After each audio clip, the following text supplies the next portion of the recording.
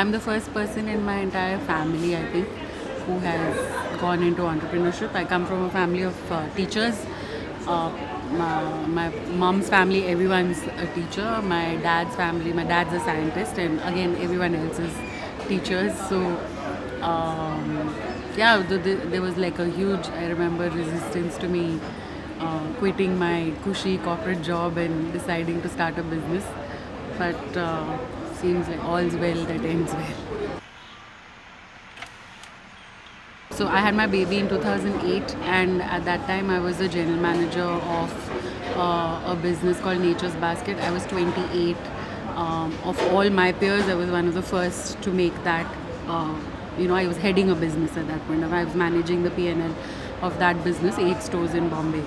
At that time, my boss used to be again a very aggressive person, and the way I negotiated with him was that with my job was that I wouldn't be working Saturdays and Sundays.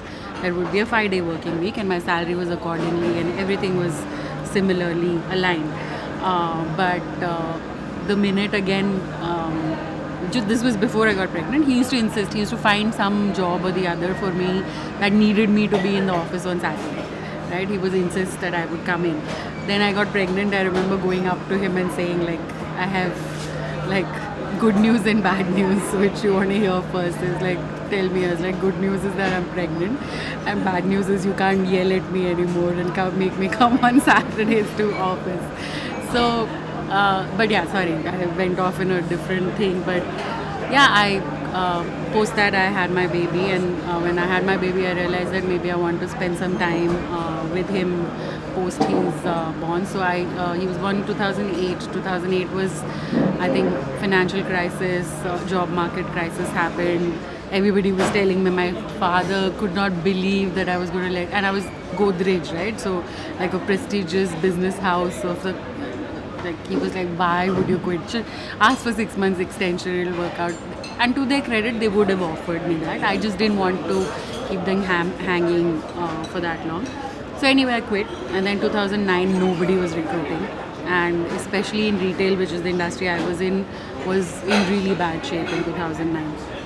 So when I went back, I had to do a sector shift. I moved from retail to FMCG, beauty FMCG, and so I was literally as head of. Before this, I was category head at Hypercity, and from category at general manager. And then, as general manager level, I would interact with, say, the head of accounts of a brand, right? Where now I became 2 levels below, reporting into the head of brands in an FMCG brand. That was Bombay. My commute to work was an hour without traffic, and anywhere between an hour and 2 hours with traffic. So my objective was, instead of sitting in traffic for the day, I'd rather leave home at 7:15, so that I'm at office by 8:15. And then same with the evening, I can leave by 5:30, which is before 6 o'clock peak traffic happens, and I can be home by 6:30 instead of 7:38, and that gives me additional hours in the evening to maybe play with my child or whatever. And when I joined, it was perfectly fine. Everybody was like, yeah, of course, it makes sense. You're a new mother, etc., etc. But slowly and steadily, you would see meetings that you should be leading or being part of, important meetings, would get scheduled, say, at 6 p.m. And I remember my boss at that time, very, in a friendly manner, but very specifically told me that, but you're leaving half day, so you can't complain. If you want to attend those meetings, you need to stay back, right? And I remember questioning that, how is your 1 hour in the evening more productive than my 1 hour in the morning? I mean, technically, it's the same amount of work, and I'm here the whole day. The meetings can be set up according to that convenience. And he said, if you really want to kind of grow, then you have to be part of what the group is doing, rather than try and move every one of the group towards you. There's just so much time and energy that's wasted in the corporate world to do the same amount of work. I also feel sometimes that the corporate world actually is like, you have to justify the salary they're paying you. So you invent things to do, and you invent metrics to tell you what you already know. A baby needs the mother. Like, it is, there is no question about it. So if the baby is ill or the baby is upset, it is the mother who comes in to the rescue. So I feel like the father anyway has the ability and the freedom to be disconnected from that child and be able to say, okay, no, sorry, child may be sick, but I still need to go to work. But the same, I don't think, works for women. If there was a woman and a guy performing at the same level, and the woman had just recently gotten married, and the guy may have also recently gotten married, apples to apples, the guy would be given the higher promotion or the carrot or the higher increment, because it's more ROI. One of the biggest things that happened in the transition between corporate and entrepreneur is that whole big brand behind you goes away, right? So when I'm a general manager of a business, or if I'm a head of modern trade for a certain business, the way I carry the weight of the brand with me, right? So when I'm having a conversation, it's just not me, it's also the brand that they're speaking to, which disappears if you're a standalone person having to do set up a business, get business licenses, get even basic trade licenses, negotiations with landlords. Like, earlier I was considered like the negotiation queen at work, because again, I had the brand behind me, right? But when I'm standing alone and negotiating as a single woman in Gurgaon, in a new city completely for myself, it was a different ball game. So I think as a corporate versus female entrepreneur, that definitely I felt. But in terms of the bigger distinction, I think, was also the fact that the North Indian male has a very specific idea of what they can accept from a woman, right? So if it's a guy saying the same thing, I've had even like the neighborhood broker who's getting you the shop, right? If you're negotiating with him for a certain thing, I would just, if my husband was with me, his entire conversation would be with my husband or partner, my partner at that time, my boyfriend at that time. If he was just standing there, he has nothing to do with the business, he has nothing to do with what I'm trying to do.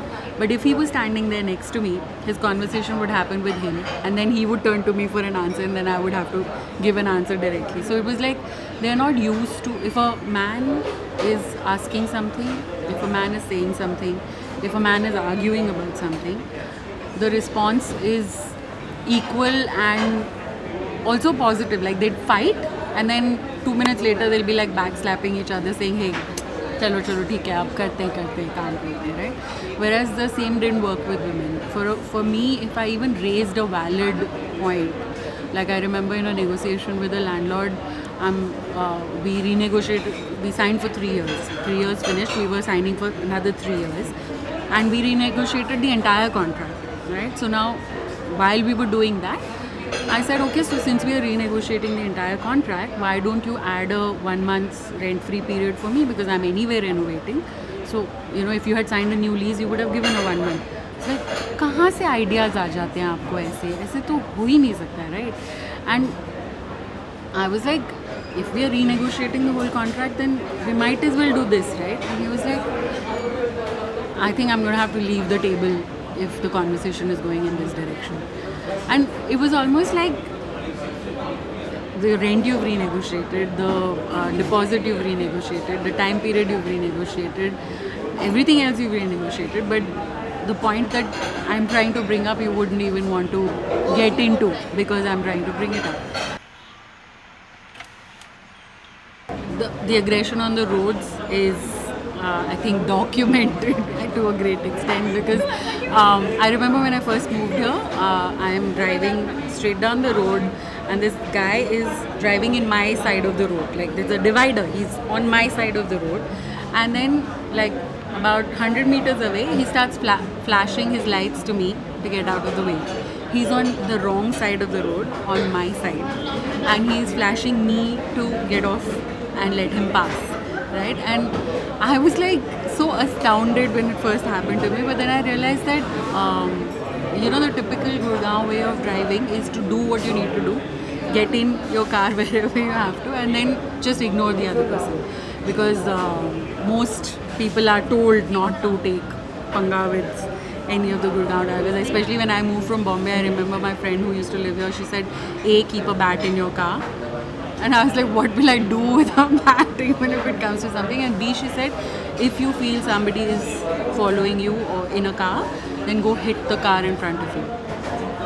Cause an accident so that there is another person, another party there with you, because you will not be able to out drive a car on the roads of Gurgaon.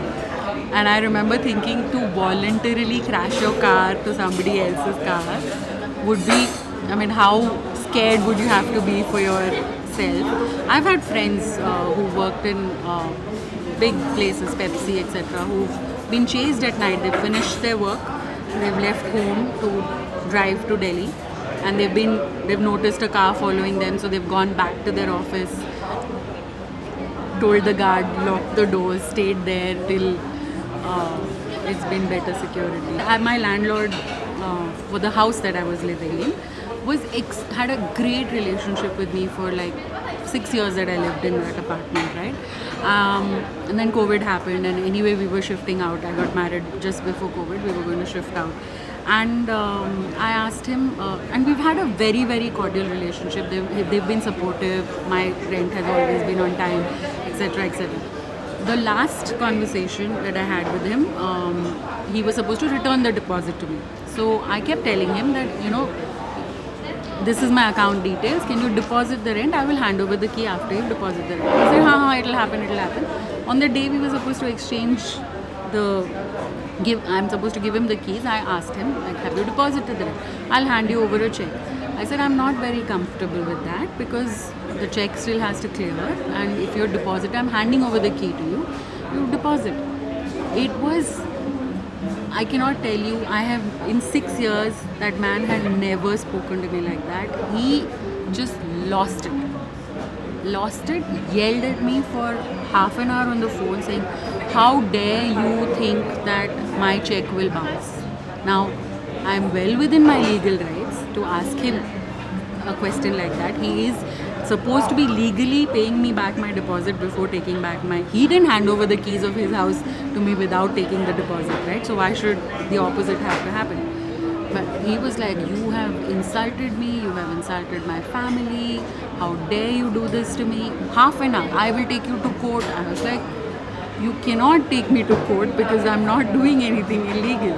But so he would never have, I don't know, I don't think it would ever be a affront taken as an affront by somebody else if it was a guy on the other side. I just sometimes think it's just, I don't even think they see women competing at their level. I think they see either women who are supposed to be their possessions, that ये मेरी wife है, ये मेरी sister है, तुमने इसके साथ misbehave कैसे कर लिया. So there's almost like a protective property kind of relationship there, and the others that seem to be doing well or are a certain section of society that's educated and working hard, etc. In the corporate world, if she's growing, it's because she has slept with someone, either the board or with the boss or with whoever is the decision maker, because how can a woman, of course, be promoted just on the basis of the job that she does. And in the non-corporate, I think it is still quite like इनको तो कुछ पता नहीं, right? I'll give you an example, and I've quoted this example in another place before this. It was like the painter. So my shop has a black wall. It's not a chalkboard wall. The earlier cafe was just 2 walls, and rest 2 were glass. And the 2 walls, I wanted them painted black. The painter didn't work for 1 day.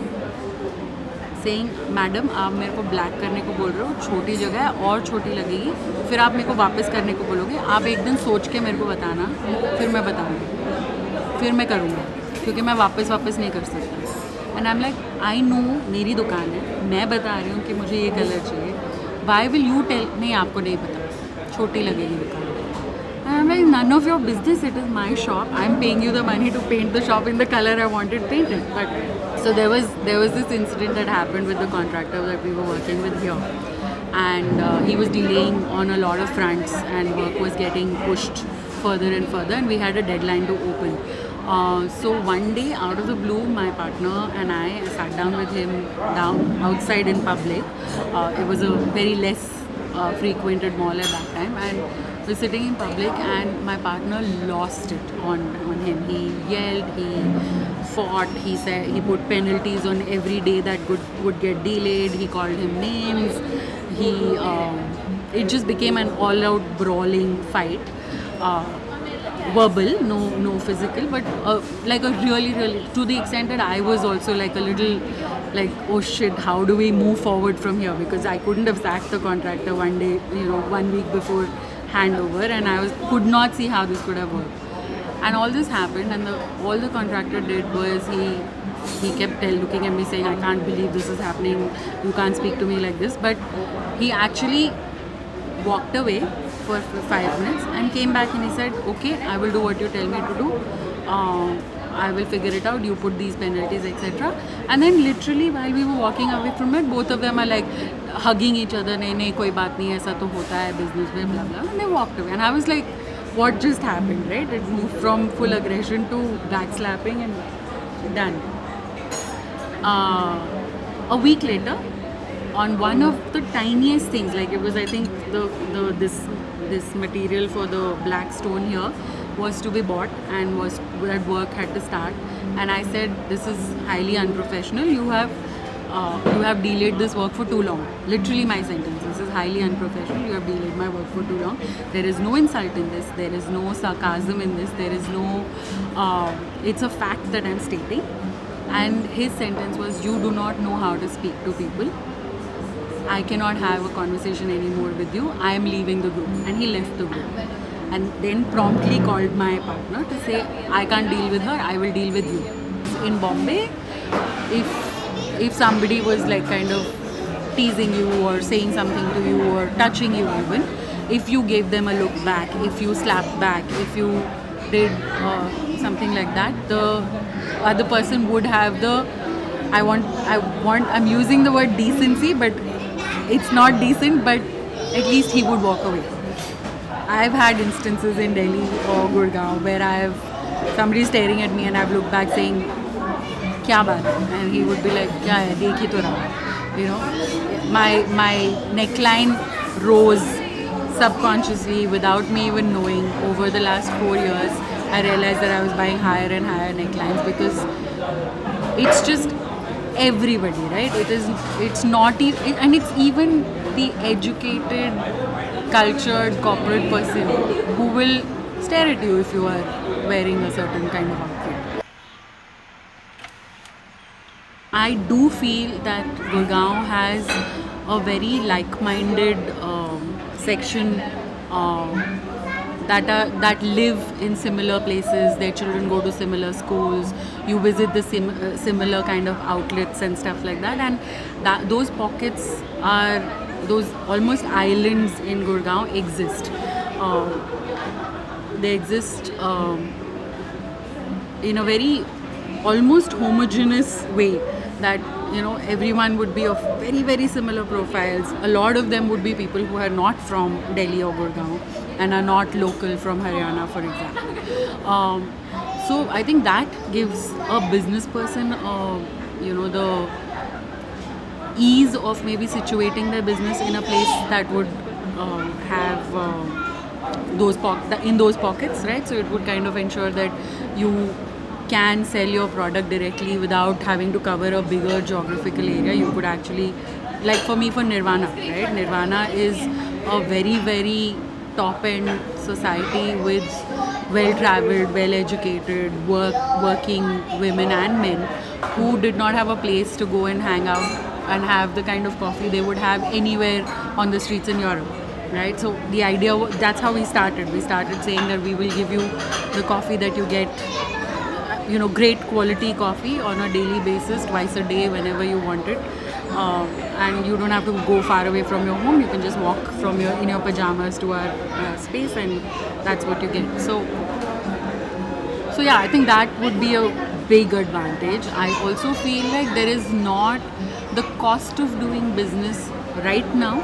So far in Gurgaon is significantly less, right? So for the same amount of money that you put in as deposit, a simple thing like a city like Bangalore takes, even Bombay takes about 8 to 9 months of deposit on a business, whereas Gurgaon is 2 months. For rental, for residential, for commercial, everything, it's 2 months upfront rental and maybe third month in advance. So I think these kind of things make it easier for an entrepreneur. Your investment reduces, etc. Disadvantages, I definitely think safety is one of the biggest concerns, which is why you find these islands also as gated communities, because everyone has similar mindset. Everyone's saying we want to live in a place where we have like-minded people around us and we don't have to deal with the elements of the world, and it may or may not be safe, but it gives the feeling of safety. I think I also remember that I started doing CrossFit and lifting heavier weights also because of the fact that I was like, okay, if somebody comes to attack me, at least I will have the strength to push them away. Danger is not always from outside your house. We know enough examples of domestic violence and husbands, spouses, boyfriends, all of that. So that exists, but somehow in our again, and it is a very classist thing to say that you are a certain level of society, and so hence you should be safe from the elements outside the gated community. But I think it's also more in Gurgaon. What I mean by that would be that if I'm alone and in a city where I wasn't born, for example, I'm wondering if I would feel that in Bombay as well. No. So that if I was to live in a standalone house, I would have that much less security. Somebody could come in, rob us, walk away with things. You just assume that something like this would happen. It may or it's never, touch wood, it has never happened to me. But I think it is just that sense of security that those gated communities give you. I have multiple examples of how there have been people who are, and it is often so surprising that you realize almost post multiple number of years that something like this was happening over a long time. I have a very close friend who went through almost 9-10 years of abuse, and she's a well-educated, both partners are well-educated, well-to-do, in great MNCs, working in MNCs, kick-ass at their jobs. But, we always used to find her with like a bruise on herself or a cut on her face or something like that. And we'd always, I fell down this. And now when you think back, you're like, oh my God, how did we not know that this was abuse? But at that time, it doesn't even cross your mind that something like this would be domestic abuse. But I have multiple friends as well who you get really surprised to hear that it's that they have actually gone through abuse so many times. And I actually even know of this girl who's physically like a super strong muscular woman. Like you look at her, she's a strong woman. Like those Caucasian people you see doing CrossFit, they have loads of bulging muscles and she's that kind of a woman. But she's younger. She's in her early 30s now, and she has been harassed by her landlord, by common friends who would cross the line with her, and that made me feel so many times I've seen that happen, that somebody comes to something and there'll be a friend who'll be like, oh, but there has to be another side to the story. And I'm like, seriously, no. If somebody has, taken the has had the courage to come out and tell you that she's going through something, please do not question that there is another side to the story. Whatever is the other side to the story does not matter. She may have done, it's like this whole Will Smith incident, right, that's happened just now. He didn't say, whatever that guy said, he said it, right? Your response was physical violence in front of literally the whole world, right? And you still felt justified enough to do it, right? And that guy, what was his response? I mean, look at this example. I mean, this is men, right? But what was he could not believe it happened to him. He did not fight back. He did not walk off the stage, right? He stood his ground and handled it, which is what I think a woman would do in the scenario where she's like, hey, maybe I did something wrong, or maybe, I can't believe this is happening to me, so I'm going to... Like, this friend of mine was almost in denial, I think, saying that how this can't be happening to a person like this. And I guess these relationships, I mean, I'm theorizing here completely, but, some relationships thrive on that, right? You fight, you create this big drama, and then the drama settles, and then you were calmer, and then suddenly you're like, you make up, and that's the whole proof that we love each other because, despite all this, we are still with each other, kind of a thing. I mean, Esther Perez has just done an article, which I just forwarded to someone the other day, where she's talking about exactly this, that, some couples just thrive on that break up and then make up and then break up and make up kind of. I don't think I would ever be able to live with somebody. I've been lucky enough to have partners who have never tried to do that with me, but I know of people who, again, are living with people who tell them what to do, who you can meet, who you can't meet, where you can go, which party you can attend, which flight you can take, things like that. So yeah, that is abuse, no question about it.